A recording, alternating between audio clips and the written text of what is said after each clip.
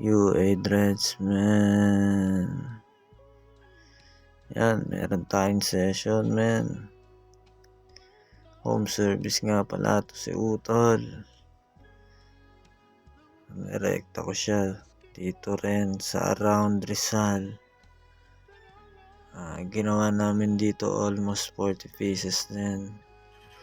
Yan, kita nyo naman halimaw pa rin yung sectioning natin dyan. Bricks type. Medyo may pagkamulit.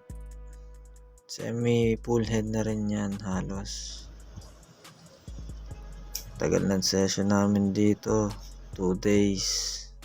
And 2 nights, 1 day. So napakatagal talaga ng process nito, man.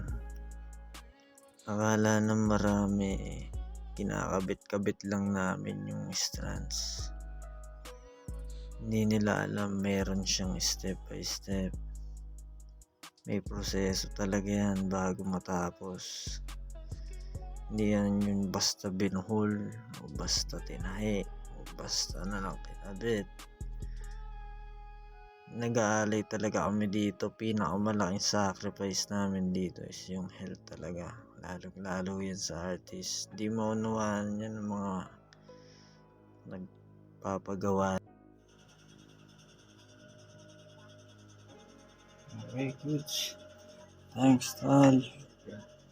Solid.